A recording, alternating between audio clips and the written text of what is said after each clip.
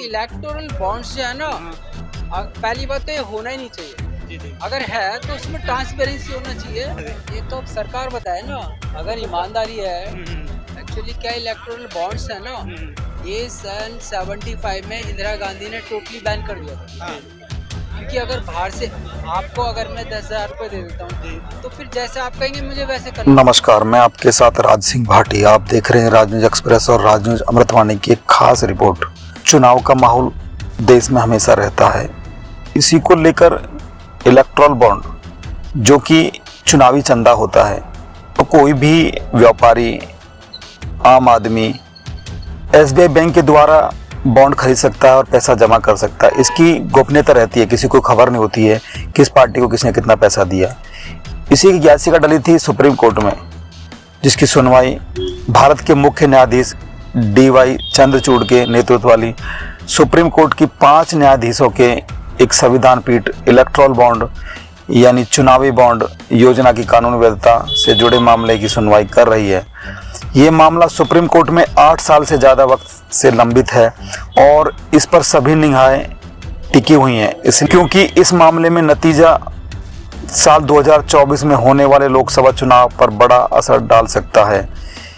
इस मामले में सुनवाई शुरू होने से एक दिन पहले 30 अक्टूबर को भारत के अटॉर्नी जनरल R वेंकटरमणि ने इस योजना का समर्थन करते हुए सुप्रीम कोर्ट से कहा कि ये योजना राजनीतिक दलों को दिए जाने वाले चंदे पर साफ धन के इस्तेमाल को बढ़ावा देती है। साथ ही अटॉर्नी जनरल ने शीघ्र अदालत के सामने तर्क दिया कि नागरिक को उचित प्रतिबंधों के अधीन हुए बिना कुछ भी और सब कुछ जानने का समान अधिकार नहीं हो सकता। इस बात का संदर्भ उस तर्क से जुड़ा हुआ है जिसके तहत यह मांग की जा रही है कि राजनीतिक पार्टियों को यह जानकारी सार्वजनिक करनी चाहिए कि उन्हें कितनी धन चंदे के रूप में किससे मिला और किस पार्टी को दिया, किसने दिया। इसी पर हमने लोगों की राय ली, हम उनकी बाइट सुनाएंगे आपको। और सुप्रीम कोर्ट के वकील ने क्या कहा। इलेक्टोरल बॉन्ड पे आज हेयरिंग कंप्लीट हो गई है। 3 दिन से हेयरिंग चल रही थी कॉन्स्टिट्यूशन बेंच में। इलेक्टोरल बॉन्ड की जो स्कीम है उसको चैलेंज किया था, उस पे पूरी सुनवाई है। साथ ही सुप्रीम कोर्ट ने इलेक्शन कमीशन को डायरेक्ट किया है कि जो भी डोनेशंस अभी तक इलेक्टोरल बॉन्ड के माध्यम से आए हैं 30 सितंबर तक के सारे प्लेस करने के लिए, डिटेल पेश करने के लिए कहा है। साथ ही ये पिटिशनर ने कंसर्न रेज किया था कि इलेक्टोरल बॉन्ड की जो स्कीम है वो राइट टू नो, जो सिटीजन्स का राइट है, वो वायलेट कर रहा है और कहीं ना कहीं जो लेवल प्लेइंग फील्ड है उसको भी कंप्रोमाइज़ कर रहा है। इससे जो फ्री एंड फेयर इलेक्शन की जो अवधारणा है वो कहीं ना कहीं कंप्रोमाइज़ हो रही है। इस कारण से इस स्कीम को रद्द किया जाना चाहिए, क्योंकि ये करप्शन को भी बढ़ावा दे रही है और कहीं ना कहीं डेमोक्रेटिक स्ट्रक्चर या डेमोक्रेटिक प्रोसेस को भी कंप्रोमाइज़ कर रही है। डोनेशन जो आते हैं तो पूरा क्या डोनेशन जो आते हैं इसका किसी भी तरीके का रिकॉर्ड लोगों के सामने नहीं है। किस कंपनी ने, किस कॉर्पोरेट जगत ने किस पार्टी को कितना चंदा दिया है उसकी जानकारी सिर्फ जो रूलिंग पार्टी है उसी को रहती है, बाकी किसी को नहीं रहती। वरुण ठाकुर। इलेक्ट्रिक बॉन्ड होता है जो पार्टी को फंड दिया जाता है, कोई व्यवसाय होता है, पार्टी होती है, किसी का भी नाम लिया नहीं देख सकते हम, आप भी देख सकते हैं पार्टी को फंड। तो आपका नाम डिस्क्लोज करने में दिक्कत क्या है?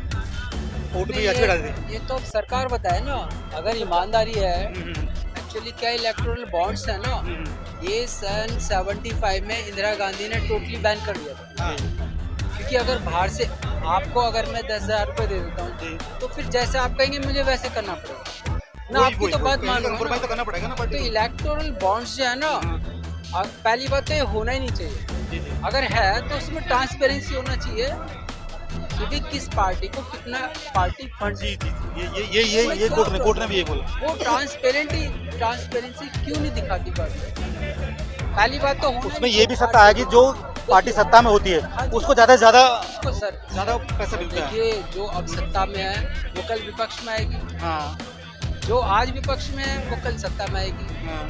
ये एक वर्ग विशेष के लोग जो है ना, वर्ग विशेष एक ग्रुप है जो हर 5 साल या 10 साल सत्ता में पार्टी रह के और देश को इतना कुछ नहीं देते जितना देना चाहिए।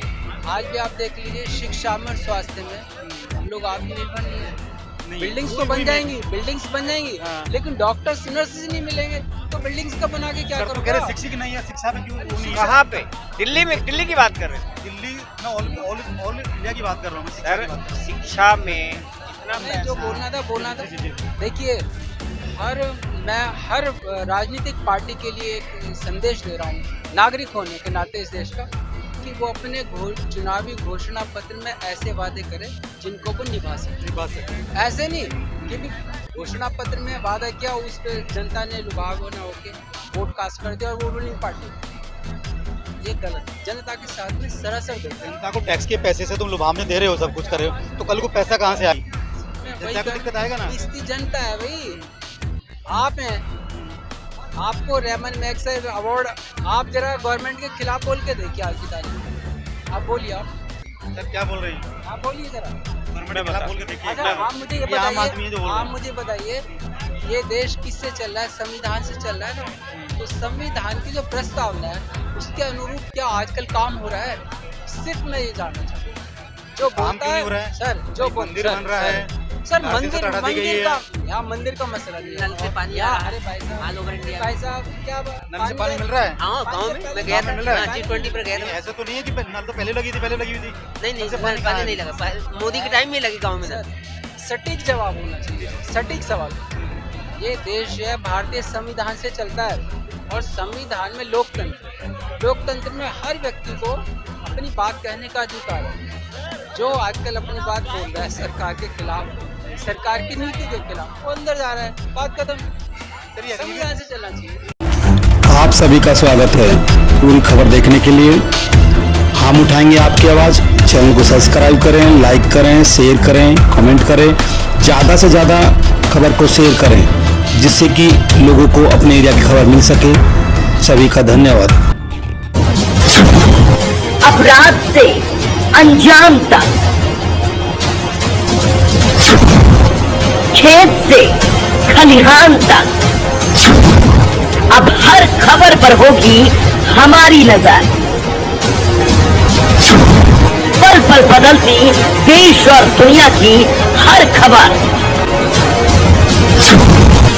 पाइए सीधा अपने मोबाइल पर।